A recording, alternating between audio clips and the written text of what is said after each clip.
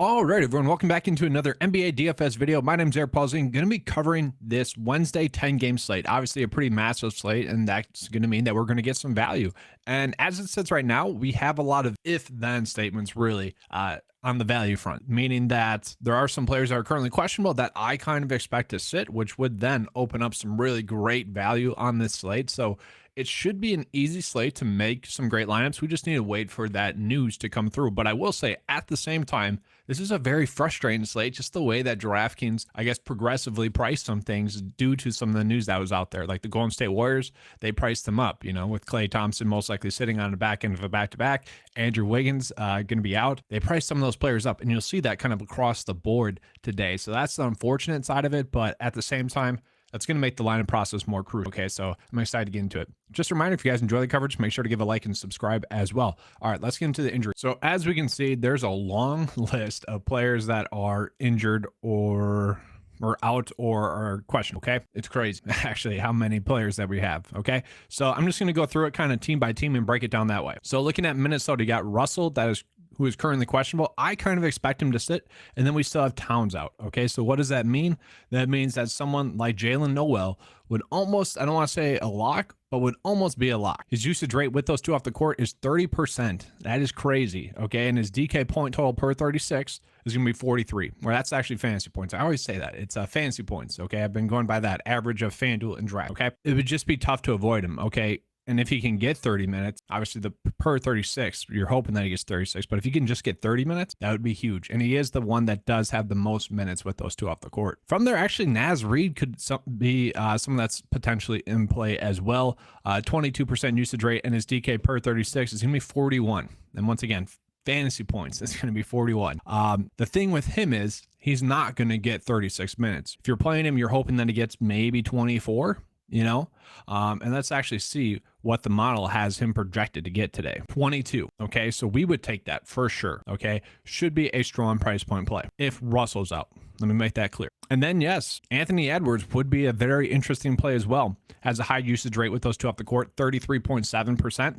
And his fantasy point total per 36 is going to be 51 fantasy points. That's also pretty good. The issue with him is he's been a little bit hit or miss lately. And that's kind of a worry of mine. I still would say Rudy Gobert going to be a solid play tonight as well. I was a little bit wondering about how we would do on a back end of a back-to-back, but I just saw recently, went from Utah to Portland, actually had one of his best games of the season. So not too worried about that. Getting into the next injury news situation, we got the Spurs. Okay, so most likely it's looking like two of their centers are going to be out. Zach Collins, doubt. Okay, and then also KBD, he is currently questioned. Okay, he has been out for quite a bit as well. So if those three sit, obviously Charles Bassey is going to be someone that is going to be a huge play on this slate. His usage rate is kind of low, 14.1%, but his DK fantasy point total per 36 is going to be 40, which is huge. Okay, can we project him to get, and I'll look this up as well, can we project him to get that many minutes? Probably not. Okay, so but if we can get 28 minutes out of him, absolutely, we would take that, and that would be huge. So he is someone I think is kind of just going to be a staple. And when I go through and do the, ownership projections, I'm sure he's going to be one of the higher chalky players on the slate. And another interesting play is going to be Roby. Okay, Roby's usage rate is 16.3, and his fantasy point total is going to be 31 fantasy points per 36.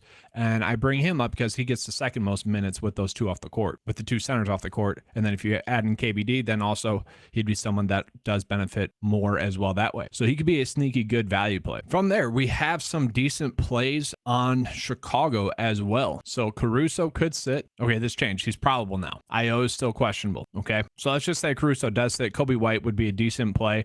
If we get news that he does sit or is limited, then you go with White. Caruso, though, if he's active, he's going to be a decent price point play as well. At 3.6 could easily get you around 20 fantasy points, and you'd be happy with that. So he's someone that you can certainly look at on this. From there, Patrick Williams, still pretty cheap for the amount of minutes and the amount of production he has had over his last 4 games. If those minutes continue to be there for him, could be a good value price point play for you as well. Now we got to get into the Knicks, okay? And this is kind of the unfortunate side for me. It's that it's a lot of questionable players that really are impacting the slate in a big way. Jalen Brunson, currently questionable, okay? If he sits, and this is where I was frustrated about the slate, quickly, who is priced up because of the news, would still be someone that would be tough to pass up on. His usage rate is 22% with him off the court, and his fantasy point total is 35 fantasy points. A very strong play, obviously. But also, you look at someone like Derrick Rose, who is still priced as a value price point play. If he can get to around 20 minutes, he could be someone that does well as well. Not going to get 30 minutes or 36 minutes. So his point total per 36 doesn't really matter, but that is over 30 as well. So don't think we're going to get that, probably around 20 minutes, and you're just hoping for around 20 to 25 fantasy points from him. But that could easily happen. And then lastly, looking at the Golden State Warriors, which if you guys look at the live odds, that's going to be a game that everyone is going to want to be targeting. Okay. I would say the expectation is that, Klay Thompson probably going to sit on the back end of a back-to-back. We'll see. Just need to get confirmation on that. Okay. Wiggins still out. And so with that, yes, Jordan Poole is certainly in play, but he is priced up, and I don't know if we need to force that in there. Same thing with Dante DiVincenzo, who I was looking forward to playing after, the solid night he had last night and really over his last 4 games. And that's unfortunate. His usage rate with those two off the court is going to be 17.8, and his per 36 total is going to be 34 fantasy points. Okay, so I wish the price point was cheaper than this. It's kind of frustrating, okay, because it would have been an easy plug and play. Now we have to think about it. So, good job price. And then Curry as well. Curry is someone we can certainly look at, has a huge usage rate with those two off the court and averages 53 fantasy points per game with those guys off the court, but obviously he's priced that way as well. So that's it for the injury news. Obviously a little bit longer than normal. But I think that was a good process to go through. So let's go ahead and get into the values for this slate. So as always, I like to start off with the FanDuel side, and the FanDuel side is probably going to be where you're trying to attack the Warriors. At least you look at Jordan Poole, significantly cheaper there. So he's basically a lock on FanDuel. Someone you want to go out of your way to play there. Charles Bassey on FanDuel, still a little bit too cheap, I would argue. And he's ranking out as the best value there as well. Caleb Martin with Jimmy Butler popping up there on FanDuel. A decent play. Gary Trent Jr. as well. Someone that could be a decent play, and that's going to be because OG's still out and Otto Porter. So he's actually the one player that gets the most minutes with those two off the court.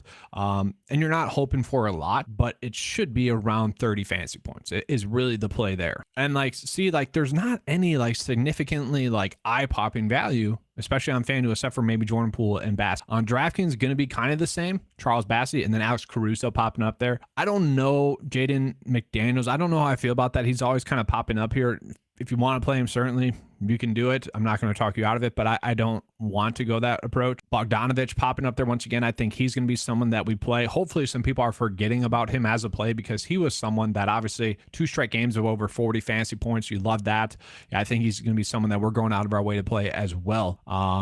And then just real quickly, we'll look at the OF index to see which players are popping up the most. Jokic, Luka, Curry, DeMar DeRozan. I want to point this out. DeMar DeRozan could be a great play as well tonight. If Caruso sits and if Ayo sits, he'd be a very strong play. Even if Caruso plays, this is a cheap price point for him. So he is someone that easily could go for 40 fantasy points. I do like Bam. I do like Gobert, but we'll get into that here. So let's just look at the projected ownership and then get into the lineup process. So looking at DraftKings ownership, and this is how people are starting out their builds right now. Okay, so let's go ahead and sort it by ownership. Yeah, Bogdanovich getting a lot of ownership. Charles Bassey getting a lot of ownership. PJ Washington been disappointing, getting a lot of ownership. That's interesting to me. Gary Trent Jr. also getting a lot of ownership. That's a little bit shocking to me. Then Bam, I'm fine with. Tyler Hero, just need to get a confirmation on his status. He'd be a fine play with Jimmy Butler off the court. Someone that easily should go for 40 fantasy points. Should be a safe 40 fantasy point. And then Roby popping up there. So as it sits right now, we got some kind of strange chalk at the start of the day on DraftKings, but also some very logical chalk. Okay, so there could be an edge there. Is pretty much what we're trying to get at here. And then let's go ahead and look at the FanDuel ownership as well. I would imagine that Jordan Poole going to be really highly owned, and he is. Okay, and then Gary Trent Jr.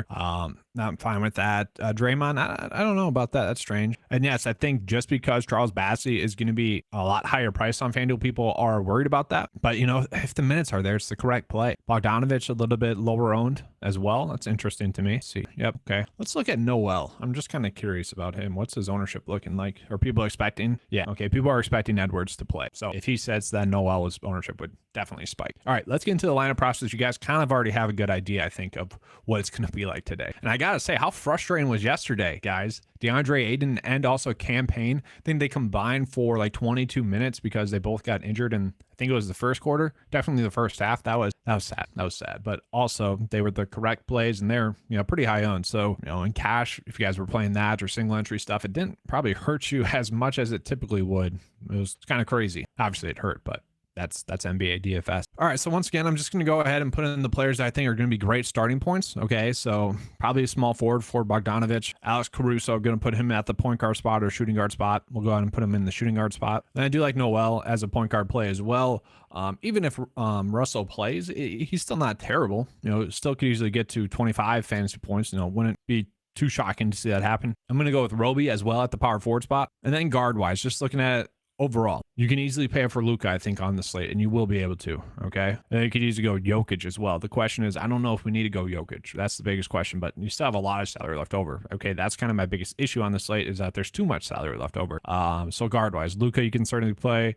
Halliburton should be a better play. Edwards, probably paying up a little bit too much for him, but also, pretty solid play. Tyler Hero against OKC, you do expect him to get around 40 DK points with Jimmy Butler off. I do expect him to have a good game, shoot the ball a ton. Jordan Poole, I do feel like he's priced up a little bit too much. Kelly Oubre, kind of cheap for his production. He and the rest of the Charlotte Hornets are just forced into a lot of minutes, so that means he's had a nice safe floor. This is a very cheap price point for a guy that's, one, shooting the ball 20 times, and two, playing over 37 minutes per game. Okay, it's kind of tough not to like Charlotte just with how banged up they are.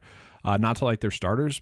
Jordan Goodwin, just touch on him. If Bradley Beal and also Monte Morris are both ruled out again, he is someone I'm firmly trying to play. Okay, but it does matter about those two situations as well. Bradley Beal and also Monte Morris. If those two sit, then yes. If not, probably staying away. Yeah, he has looked good though. And once again, I like Dante DiVincenzo. It's just too high of a price point. $500 cheaper, I'd feel great about it. Forward wise, I do like Julius Randle. Probably going to go for around, let's just say 38 to 45 DK points. Should be a solid play. DeMar DeRozan, one of the players that was really popping up as both a safe play and strong price point play. I think he's someone we want to go out of our way to play. Bam is going to be a great center play. Sticking to forwards though. PJ Washington was someone that was popping up a lot. I think that's because the minutes are, pretty much secure. The production just needs to be there. Okay, had a poor night shooting that night. Just not shooting the ball well recently. So you'd expect that to spike up one game, and that could easily happen tonight against Detroit. And then just not a lot that I like. A GPP play here, not terrible, but not something you particularly love. All right, let's get into the centers, because the centers, I do think you are going to need to play two centers on this slate. Okay, looking at it, yes, Jokic you could pay up for if you wanted to do that. Siakam should be kind of a safe 45 plus DK points. Bam gets a great spot going against OKC, one of the best matchups that you want to attack on this slate. You can see you could easily go for 50 plus DK points. Obviously like that. Rudy Gobert is going to be tough not to play as well. Just been on a tear with Towns out and still not at a price point that he should be at. Okay, 4 straight games of hitting value at this price point, and gets another pretty solid matchup against the Clippers. So yeah, I think he's someone we're firmly going out of our way to play as well. Heck, in a game that was a blowout, guys still went for 47 DK points. It's just crazy. Plumlee just kind of been solid, productive center, going to be low owned. Capella, very solid upside play center wise. If we could play 4 centers, that would be the approach I think I would want to go with on this slate, because they both should be safe, but also have that upside. Oganku, priced up a little bit too much now. But could he get 28 minutes again? I guess the game would have to be a blowout, but he's been solid. Once again, Naz Reid could be a decent play. Just a lot of good center plays. That's my biggest issue. But this is kind of what it's looking like for kind of a first look build, a starting lineup process. But once again, 10-game slate, lots of news. And that just makes me want to call you guys out or give you guys the reminder that we have the Discord chat that's going to be live before lock. 30 minutes prior. That'll give you the information that you need. When the injury news comes in, obviously that will be touching on it. Okay, I think that's going to be huge. Just need to be in there. And even after lineup lock as well a little bit, because, well, We know it's a 10-game slate, and we know there's a bunch of slate impacting news that can come. I think it was 2 nights ago, Memphis, Ja Morant was ruled out after lineup lock. That meant some of the Memphis players were extremely low owned because, okay. Also, just want to remind you guys that all the tools that you saw in this video are available for Occupy Fantasy members as well. Make sure to click the links in the description below to get access to that as well. All right, thanks for watching, and as always, guys, good luck on